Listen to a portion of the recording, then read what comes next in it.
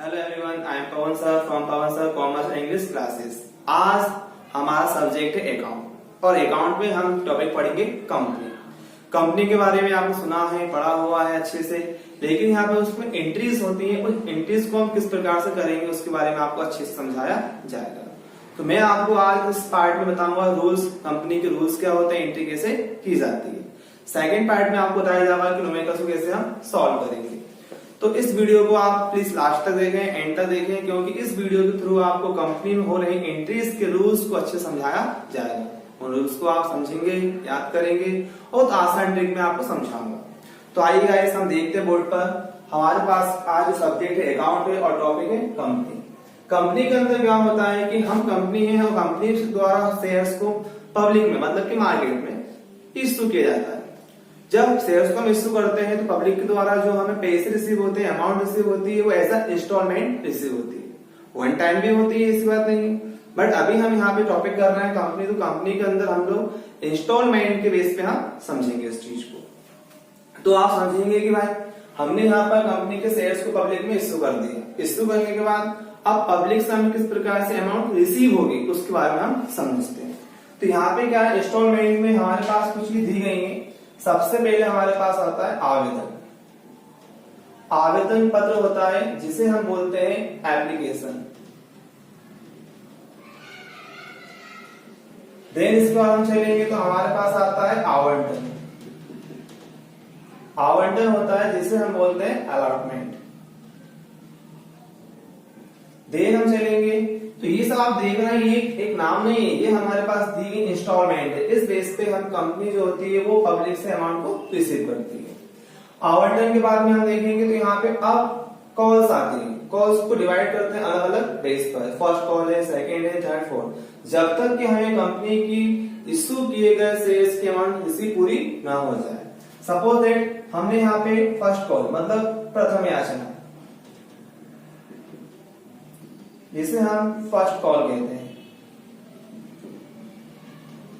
फिर हम आगे चलेंगे तो हमने यहाँ पे लास्ट याचना मतलब कि हमने अंतिम याचना पे जहां पे हमारा पूरा पैसा में रिसीव हो जाएगा, मतलब कि पूरी इंस्टॉलमेंट हमारी एंड हो जाएगी। तो यहाँ पे हमने लास्ट मतलब कि अंतिम याचना जिसको माना है वो है द्वितीय व अंतिम याचना।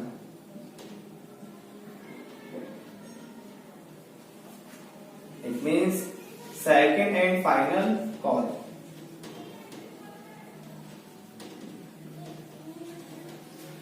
तो यहां पर आप देख सकते हैं, एक मैं आपको एग्जांपल देकर समझाता हूं, समझिए थोड़ा सा।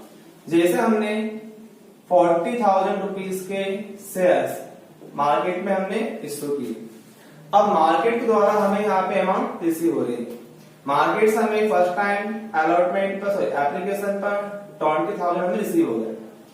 आप देख सकते हैं 40,000 में से 20,000 रिसीव होने के बाद रिमेनिंग अमाउंट कितनी बची है, 20,000। अब 20,000 थी, उन्हें कंपनी ने यहाँ पे अलग अलग इंस्टॉलमेंट में डिवाइड कर दिया। तो यहाँ पे सपोज दैट उन्होंने हमें 10,000 कहाँ दे दिए, अलॉटमेंट पर दे दिए। बाकी रिमेनिंग अमाउंट 5,000 ईच, मतलब 5-5 हजार रुपए करके हमें फर्स्ट कॉल और सेकेंड कॉल पर पे कर दिया। तो इस प्रकार से हमें कंपनी का अमाउंट रिसीव हुई है। उसी बेस पर हम यहाँ पे एंट्री को करेंगे। आपको घबराने की आवश्यकता नहीं है। आपके पास क्वेश्चंस होगा, क्वेश्चंस में आपके न्यूमेरिकल होगा और उसमें आपको ये सब डिवाइड करके दिया हुआ है। ओनली आपको एंट्री करनी है। आपको ये ना सोचें, आपको लग रहा होगा कि नहीं हमें तो कैसे मानेंगे एप्लीकेशन क्या है, अलॉटमेंट क्या है। तो ये न्यूमेरिकल में प्रॉपरली आपको डिवाइड करके अमाउंट भी दी होगी, प्लस आपको दिया होंगे उनके इंस्टॉलमेंट। तो अब यहाँ पर हम एंट्री कैसे करेंगे, कैसे नहीं, उसके बारे में हम समझेंगे।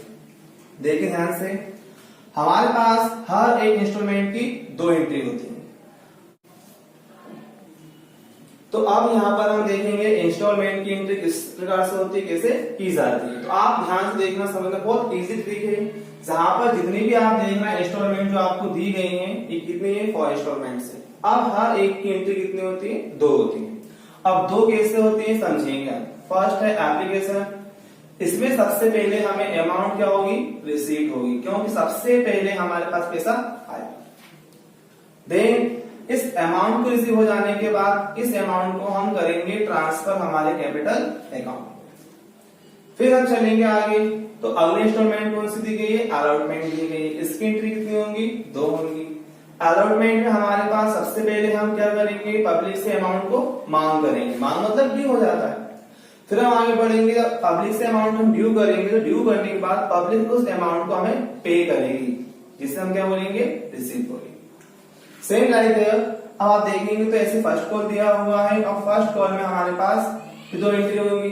अब एंट्री क्या है समझेंगे हम, तो फर्स्ट में हमारे पास सेम कंडीशन जो अलॉटमेंट में होती है, पहले हम अमाउंट ड्यू करेंगे पब्लिक से, ड्यू करने के बाद पब्लिक हमारी कंपनी को अमाउंट देगी, तो वो हमारे लिए हो जाएगी रिसीट।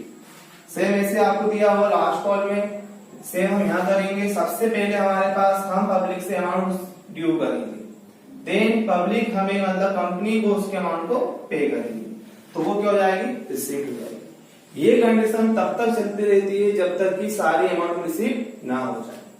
अब इस ट्रिक को हम समझेंगे बहुत इजी बेस पर। अगर आप देख रहे होंगे तो यहाँ पर रिसीव हुआ, देन ट्रांसफर हुआ, फिर due receive, due receive, due receive, तो यही हमारी ट्रिक है जिस बेस पे आपको एंट्री करनी है।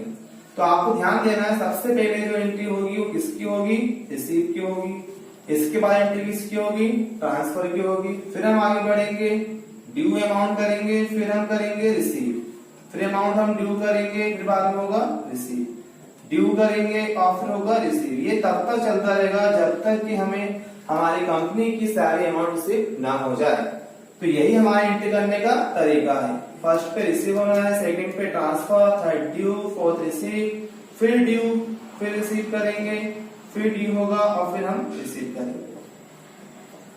तो ये हमारे पास एंट्री को याद करने का तरीका है। अब एंट्री किस प्रकार से की जाती है उसके बारे में हम,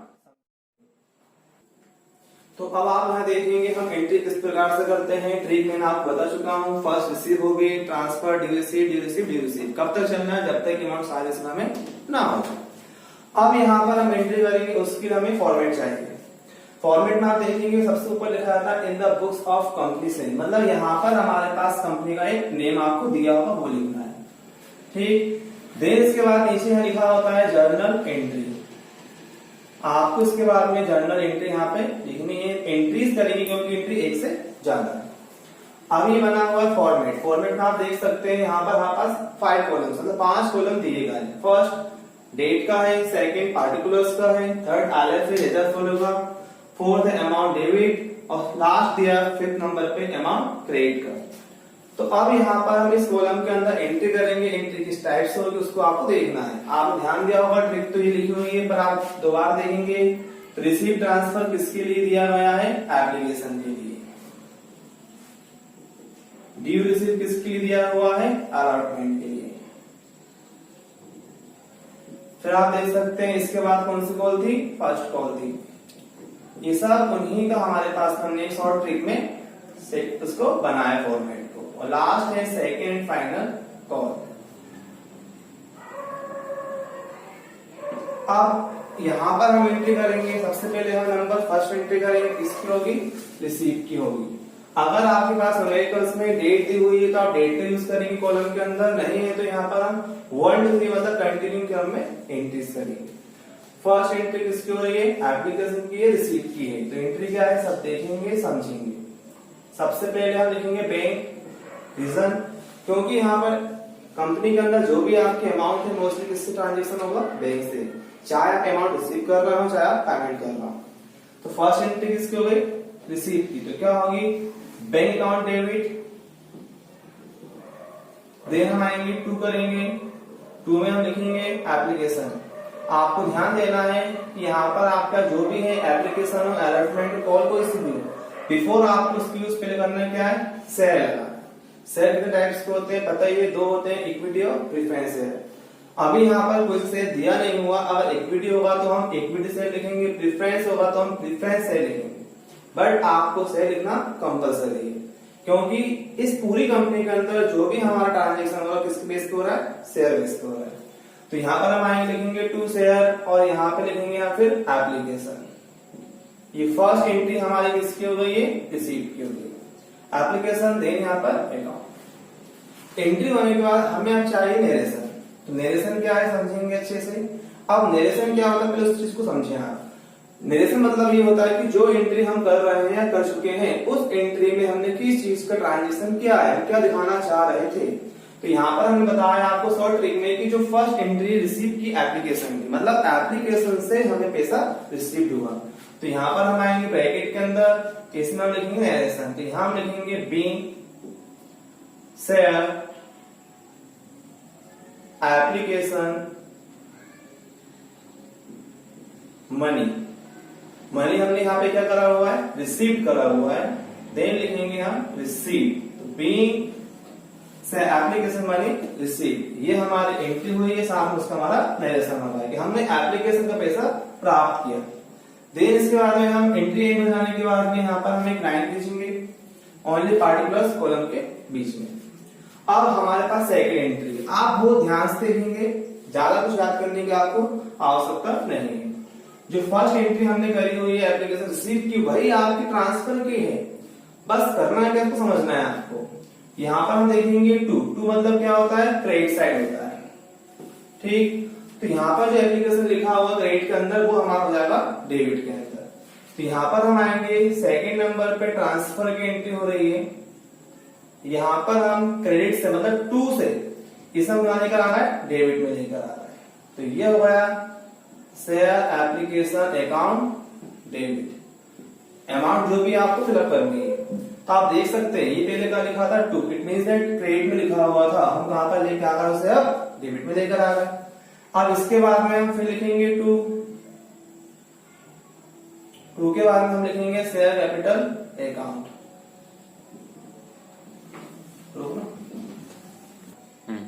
तो ये हमारी एंट्री किसके हो गई है, ट्रांसफर के हो गई, share application account debit to share capital account. मतलब एक ही एंट्री है, एप्लीकेशन फर्स्ट हम रिसीव हुई थी, अब यहाँ पे सेकंड में क्या हो रहा है, उसका ट्रांसफर होगा। नंबर 2 आप देख सकते हैं लिखा हुआ है ट्रांसफर। तो अब यहाँ पर हम देखेंगे ट्रांसफर कैसे करेंगे, ये हमारा नरेशन है। जैसा ऊपर देखना फर्स्ट एंट्री में रिसीव का हुआ है, अब सेकंड में किसका होगा, ट्रांसफर का होगा। तो यहाँ पर नरेशन दोनों के सेम है, being share application money. As per this लिखेंगे, दिक्कत नहीं आएगी, सेम हो जाएगी। देख सकते हैं बीइंग शेयर एप्लीकेशन मनी। यहां पर हमने फर्स्ट एंट्री में रिसीव किया था, सेकंड में क्या हो रहा है, ट्रांसफर हो रहा है। तो यहां पे हम लिखेंगे ट्रांसफर। ट्रांसफर कहां हो रहा है, देख सकता है कैपिटल अकाउंट में। तो ट्रांसफर टू कैपिटल अकाउंट। तो ये हमारे पास एंट्री नंबर कौन सी हो गई है, सेकंड हो गई। फिर हम आगे बढ़ेंगे, हम आगे देखेंगे तो थर्ड नंबर पे एंट्री किसकी दी हुई है, अलॉटमेंट की है, ड्यू की एंट्री है। थर्ड नंबर पर हम आएंगे, ड्यू की एंट्री करेंगे। तो आप समझें, अगर आप ध्यान देंगे तो जितना भी रिसीव लिखा हुआ है, रिसीव वाली सब एंट्री कॉमन होंगी, केवल चेंज क्या हुआ उनके नेम। जो ट्रांसफर की एंट्री है, ट्रांसफर और ड्यू की एंट्री सेम होती है। मतलब आपको ध्यान देना है कि एक एंट्री याद करनी है, मतलब ये दो एंट्रियां हैं जो हमने एंट्री की थी। फर्स्ट थी रिसीव की, सेकंड हो गई है ट्रांसफर की, थर्ड हो जाएगी हमारे पास ड्यू की। मतलब रिसीव की सारी एंट्री एक समान है, ट्रांसफर ड्यू की एंट्री एक समान है। तो यहाँ पर आप देखेंगे, समझेंगे, हम ड्यू की एंट्री करेंगे, वही हमारी किसकी एंट्री है, ट्रांसफर की। तो आप देख सकते हैं जो ट्रांसफर में लिखा हुआ है उसी को हम लेकर आएंगे, ड्यू में लेकर आएंगे। सिर्फ जहां पर एप्लीकेशन था उसको हटा के हम क्या कर देंगे, वहां पर अलॉटमेंट कर देंगे। तो हमारे पास एंट्री किसकी जाएगी, यहाँ पर अलॉटमेंट की। अब देखिए ध्यान से अच्छे से, ड्यू एंट्री ट्रांसफर की तरह है, बस नेम चेंज करना है। तो क्या हुआ, शेयर अलॉटमेंट अकाउंट डेबिट। देख सकते हैं अच्छे से, शेयर अलॉटमेंट हुआ, यहाँ था एप्लीकेशन, यहाँ पर अलॉटमेंट हुआ। अब टू में चलेंगे, यहाँ पे टू में हम वही लिखेंगे जो ऊपर लिखा हुआ है। तो होगा टू शेयर कैपिटल अकाउंट। अब नरेशन की बात रहेगी। नरेशन कुछ नहीं है, जो यहाँ लिखा है ट्रांसफर का नरेशन वो यहाँ, बट फर्क क्या है, यहाँ पे ट्रांजेक्शन में ट्रांसफर था, यहाँ पे ट्रांजेक्शन में ड्यू होगा। तो हमें केवल नरेशन पूरा स्टार्टिंग का वही लिखना है, बीइंग शेयर अलॉटमेंट मनी। आप देख सकते हैं सेम, यहाँ ट्रांसफर था, यहाँ पर हम ड्यू कर देंगे। तो ये हमारा क्या हो रहा है, ड्यू। अब ऐसे हम आगे बढ़ेंगे तो यहाँ पर हम देखेंगे एंट्री हमें किसकी दी हुई है, रिसीप्ट की दी हुई है। रिसीप्ट किसका हो रहा है, अलॉटमेंट का हो रहा है। तो यहाँ पर जैसे हमने बैंक का क्या था, एप्लीकेशन के थ्रू चला था, वैसे किसका हुआ, अलॉटमेंट का। रिसीप्ट की एंट्री इसको देखें, सेम एंट्री किसको आएगी, अलॉटमेंट की। तो यहाँ पर हम फोर्थ एंट्री करेंगे, किस करेंगे हम, रिसीव करेंगे अलॉटमेंट की। तो आप देख सकते हैं रिसीव की एंट्री कॉमन है, जैसे एप्लीकेशन की, सेम किसकी होगी, अलॉटमेंट की होगी। तो यहाँ पर हम फोर्थ नंबर पर आएंगे, फोर्थ नंबर पर रिसीव की एंट्री करेंगे अलॉटमेंट की। आप देख सकते हैं जो फर्स्ट एंट्री रिसीव की हुई सेम, केवल चेंजेस करना है, जहां पर एप्लीकेशन है उसको हटा के हमें अलॉटमेंट करना है। तो यहाँ पर हमारा बैंक अकाउंट हो जाएगा डेबिट, बैंक अकाउंट क्या हुआ है, डेबिट हुआ है। इसके बाद में हम चलेंगे नीचे, फिर यहाँ पर हमारा पैसा, अगर आप कॉमन समझे चाहे रिसीव से देख सकते हैं या फिर ड्यू से। ड्यू में जो अलॉटमेंट लिखा था वो कहाँ लिखा था, डेबिट में, अब वो चला जाएगा क्रेडिट में। तो टू शेयर अलॉटमेंट अकाउंट, आप देख सकते हैं एंट्री रिसीव की, चाहे वो एप्लीकेशन की हो या अलॉटमेंट, किसी की भी हो, फर्स्ट सेकंड थर्ड कोई सी कोई क्यों ना, सबकी एंट्री रिसीव की कॉमन होगी। अब ऐसे हमारा क्या होगा, नरेशन चलेगा, नरेशन सेम आपका रहेगा, कोई दिक्कत नहीं आएगी, सिर्फ आपको चेंज करना है नेम।